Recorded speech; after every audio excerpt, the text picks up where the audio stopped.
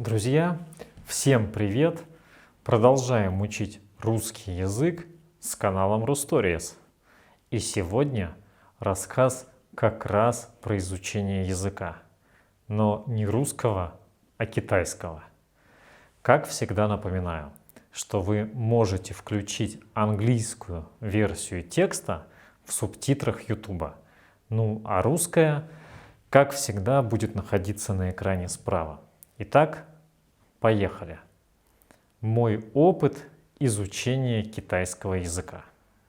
Сказать, что я знаю китайский в совершенстве, было бы неправдой. По-моему, даже не каждый китаец может так сказать. Однако я могу с полной уверенностью заявить, да, я говорю по-китайски. Мой уровень позволяет мне поддержать разговор с китайцем практически на любую тему. И я могу донести свою мысль любому китайцу. Общаясь со своими студентами, читая различные обсуждения на тему изучения китайского языка, я понял, что способность свободно изъясняться по-китайски является целью многих учащихся. Потому хотел бы поделиться, каков был мой путь к такому результату. Началась моя история довольно банально. Закончив среднюю школу и обнаружив в себе способность к языкам, я поступил в Дальневосточный государственный университет в городе Владивостоке на факультет китайского языка.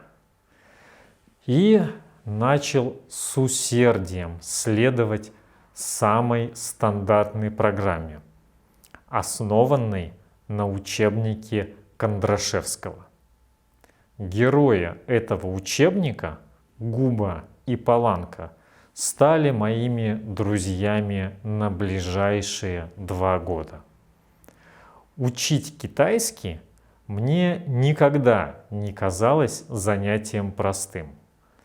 Приходилось сидеть за иероглифами и аудиозаписями. Однако китайский, каким бы трудоемким ни был всего лишь языком, а значит, выучить его мне казалось задачей реально достижимой. После 2 лет обучения в Восточном институте произошло в моей жизни поворотное событие. За хорошую учебу мне предложили поехать в Китай. Там я смог бы продолжать учиться в китайском вузе. Обучение, проживание и часть учебников были бесплатными. Оплатить нужно было дорогу до Пекина и оставшуюся часть учебников. И вот, в возрасте 19 лет я поехал учиться в Нанкин. Хочу отметить, что после 2 лет стандартной программы по Кондрашевскому у меня уже был вполне неплохой словарный запас. Я мог выражаться, правильно строя фразы, писал сочинения, читал тексты средней сложности. Обучали меня в большинстве русские преподаватели, отчего я пришел к выводу, что начинать учить китайский лучше все-таки с русскими. Чего я не мог сделать после обучения по классической программе, так это преодолеть страх и заговорить. Заговорить по-китайски не на уроке, а с настоящим китайцем. Если уж я что-то и говорил, то делал это с совершенно несчастным видом и очень тихим голосом, отчего меня не всегда понимали.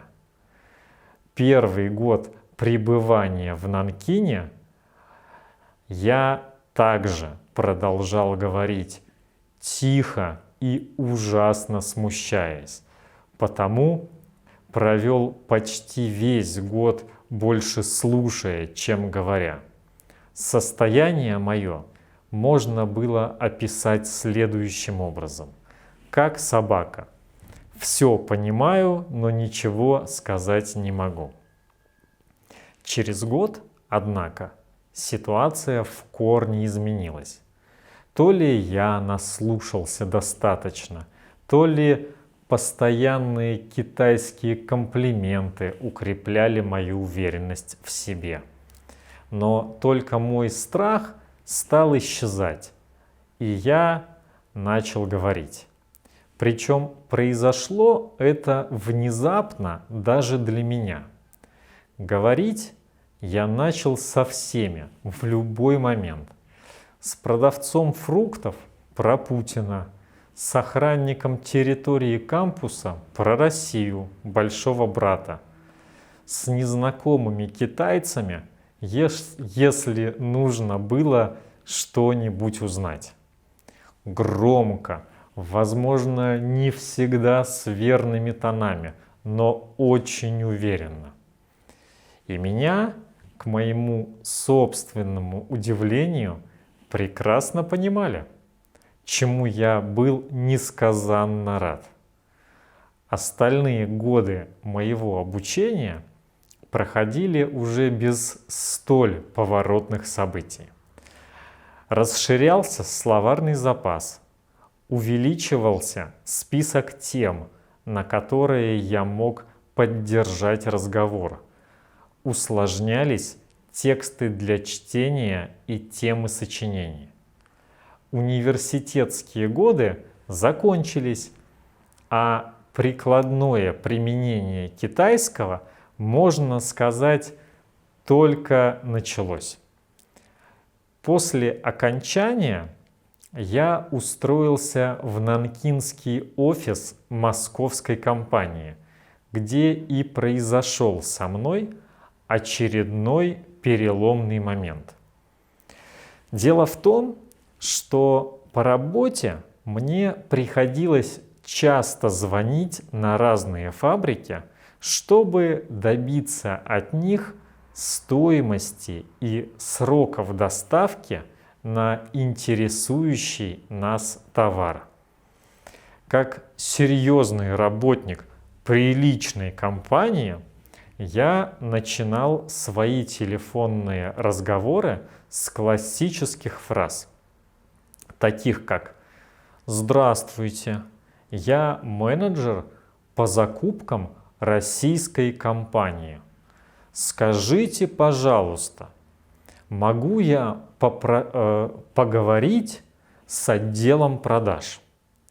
В ответ на что получал обычно обескураженное: «А? Что? Вы кто?» Что-то шло не так. На мою речь по телефону как-то неправильно реагировали. Отвечали не так, как было описано в учебных диалогах. Мои телефонные разговоры как-то не складывались. И однажды с очередным звонком случился новый прорыв. Связавшись с очередной фабрикой и уже не предвидя положительного результата от своего звонка, вместо своей коронной фразы я выдал совершенно некультурное «way» вторым тоном и получил в ответ такой же «way» четвертым тоном. Обменявшись еще парой «way», мы с моим собеседником перешли к сути дела. Теперь Мой диалог звучал примерно так. Я ищу мистера Вана. Какого такого мистера Вана? Из отдела продаж.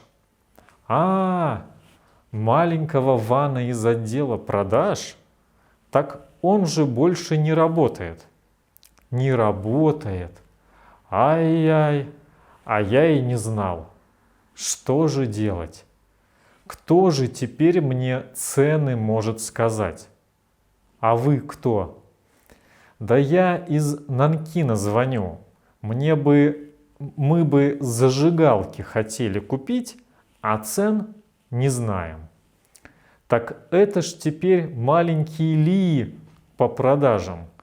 Как прекрасно! А можно меня с ним соединить? Можно. Подождите немножко. Спасибо. Я был в восторге. Не только меня прекрасно поняли с первого раза, так я уже почти и подружился с человеком на другом конце провода. Тогда я и сделал очередной вывод. Говорить с человеком нужно на его языке.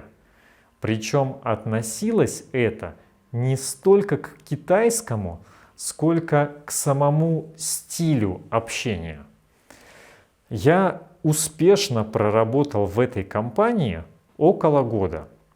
Через год я почувствовал себя настолько уверенным, что решил попробовать счастье в России, Санкт-Петербурге. Работая в питерской компании, я стал популярным за свои телефонные разговоры с Китаем. Мои коллеги не понимали китайского, но общая атмосфера переговоров их очень веселила. Я летал в качестве переводчика в Китай. Эта работа помогла мне отшлифовать навыки синхронного перевода. С постоянной практикой стало проще переключаться с русского на китайский. И вот теперь начался следующий этап. Я преподаю китайский. Работа преподавателем заставила мысленно вернуться к тем временам, когда я сам только начинал учить этот язык. Заставила вспомнить те сложности, с которыми я встречался при обучении. Я уже долго учу китайский и ни разу не разочаровался. Хочу призвать всех, пока сомневающихся студентов, учите китайский язык. Вам обязательно понравится. Если у нас есть зрители из Китая, скажите, пожалуйста, считаете ли вы свой язык сложным? Ну, а у меня на этом все. Спасибо, что были с нами. Огромной вам удачи. До встречи в следующих выпусках. И пока.